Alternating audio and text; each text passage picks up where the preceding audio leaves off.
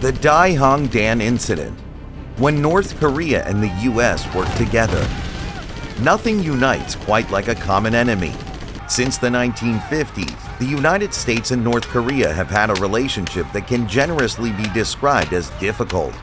Both nations fought one another during the Korean War, and even to this day are warily eyeing one another across the demilitarized zone on the Korean Peninsula. In spite of this rocky past, on one occasion, both nations managed to set aside their differences for a common goal, despite still being technically at war.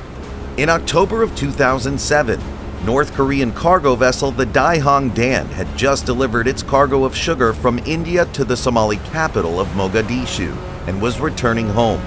On October 29th, about 70 miles north of Mogadishu in the Indian Ocean, the ship was overtaken by a group of 7 Somali pirates, who posed as guards to gain access to the vessel. Reportedly, these same men were dock workers, who were responsible for the safe passage of the ship when it entered and exited Mogadishu harbor. Somalia had been without a stable government since 1991, when dictator Mohammed Siad Barre had been overthrown, and the nation's economy remained in shambles. Illegal overfishing by foreign fisheries also left local fishermen without a source of income. Situated on the Horn of Africa, Somalia is located next to one of the major global shipping lanes in the Gulf of Aden, which connects to the Red Sea and the Suez Canal, as well as the Strait of Hormuz, both vital arteries for global trade. With such bounties floating just offshore, piracy was inevitable. Piracy became so common, it developed into a sustainable industry, eventually featuring a sort of stock market where backers can invest money, weapons, boats, and other equipment for the pirates, sharing in the profits. Each year, hundreds of ships would be attacked, with their crews held hostage for ransom and their cargo seized. The loss of the cargo, the ransoms paid for the release of the crews, security precautions, such as armed guards and more extensive naval patrols, and rerouted shipping lanes to avoid pirate-infested waters, cost the global economy billions of dollars annually. Pirates generally use small, fast-moving boats, which they use to board the target vessel, anything from cargo ships to tankers, or anything that may be a promising target. Valuables would be taken, though often the most lucrative thing stolen would be the crew themselves, who could be ransomed to their respective countries.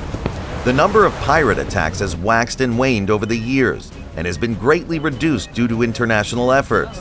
But the problem still persists, and in all likelihood will continue into the foreseeable future. People come to Simple History because they believe in the power of knowledge and enjoy the excitement of learning a new way to look at the world. We're excited to tell you about today's sponsor, Imprint, because like Simple History, they deliver incredible knowledge with beautiful visuals that we know you will love. Imprint is a mobile app that provides highly visual and interactive lessons on various topics, making complex subjects easy to grasp. With content from best-selling authors and Harvard professors, Imprint offers a wealth of knowledge for the curious yet busy individual. Most lessons take less than 2 minutes to complete, helping you develop a daily learning habit and effortlessly understand key concepts ranging from philosophy and history to courses on psychology and the science of happiness. The chapters feature helpful visuals and interactive questions to boost retention, and it's fun to maintain a learning streak. To develop a daily learning habit, start Imprint's 7-day free trial by using our link, imprintapp.com/simple-history, or scanning the QR code on screen now. And as fans of Simple History, you'll receive 20% off Imprint's annual premium subscription. Join millions of users, including us here at Simple History, who are creating a life of learning with Imprint. When the pirates seized the Daihongdan, they herded the 22 members of the crew into the ship's engine room and steering room and demanded a $15,000 ransom for their release. If they did not receive the money, the pirates were willing to execute the crew. Before they were detained, however, the crew of the Daihongdan managed to perform 2 critical actions. First, they shut down the engine, telling the pirates they were experiencing engine issues. Secondly, and more critically, they managed to send out a distress call. In a matter of hours, their distress call traveled from an institution in the North Korean capital of Pyongyang to the North Korean embassy in London, then onto the International Maritime Bureau's Piracy Reporting Center in Malaysia, who messaged the Combined Maritime Forces headquarters in Bahrain, until finally making contact with the closest naval vessel to the Daihang Dan.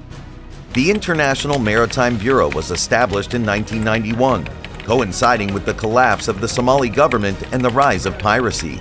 The organization is an international effort to combat maritime theft around the globe, acting as an intermediary, picking up calls for assistance, and relaying the information to appropriate military forces in order to handle the threat as quickly as possible.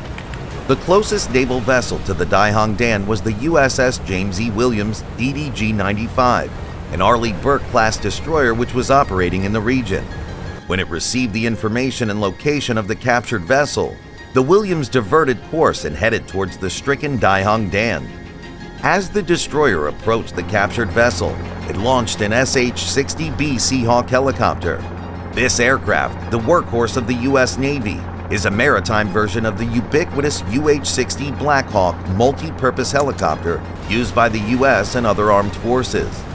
Like its land counterpart, the Seahawk is a versatile craft and is capable of fulfilling multiple roles, including search and rescue, anti-ship and anti-submarine operations, cargo and personnel transport, special operations, and a number of other functions. On board the USS James E. Williams was a VBSS team, meaning visit, board, search, and seizure. This was a team of trained specialists whose role involved boarding ships to search for contraband, including drugs, weapons, or any other smuggled goods, as well as combating terrorism and, in time of conflict, capturing enemy vessels. During their training, they learned the ins and outs of boarding, searching, and fighting on board an enemy vessel. This is a particularly risky task, as the close confines of a ship, with its narrow passageways, the maze of corridors, and often poorly lit interiors are full of potential dangers. Every hatch is a fatal funnel for waiting defenders, and on larger vessels, it is easy to become lost and disoriented in the labyrinth of an unfamiliar ship. As the destroyer approached the Daihang Dan, it ordered the pirates to surrender. With the distraction provided by the arrival of the Americans, the captors diverted their attention from the hostages, who took matters into their own hands. The imprisoned North Koreans seized the opportunity and, outnumbering their captors by 22-7, they fought back, using weapons they wrestled from the pirates guarding the engine room against them. North Korea had a 10-year mandatory military service for its citizens, making the crew of the Daihang Dan proficient in fighting, catching the pirates off guard, and significantly increasing their odds of success. Eventually, the Daihang Dan was secured and the pirates were overpowered. One of the pirates was killed, 6 North Korean crewmen were wounded, 3 being severely injured. The latter were transferred to the James E. Williams for medical treatment. By a stroke of luck, on board the Williams was a second-generation Korean immigrant who spoke Korean and was able to act as an interpreter between the North Koreans and the Americans. Reportedly, the wounded sailors expressed extreme gratitude to the Americans for their medical assistance. They were transferred back to the Daihang Dan, which soon continued its journey. When word of the incident reached the North Korean leadership, they took an unprecedented step in praising the United States.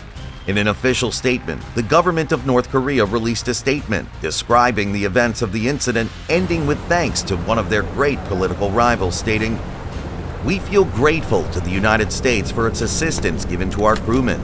This case serves as a symbol of the DPRK-US cooperation in the struggle against terrorism.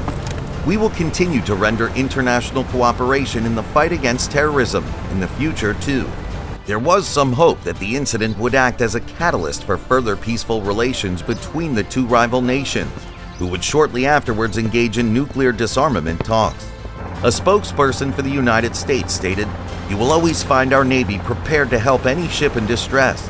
I hope the DPRK understands that we do this out of a sense of goodwill." Unfortunately, in spite of any goodwill that may have been generated by the incident, tensions remained high between the opposing nations and had little, if any, long-term effects.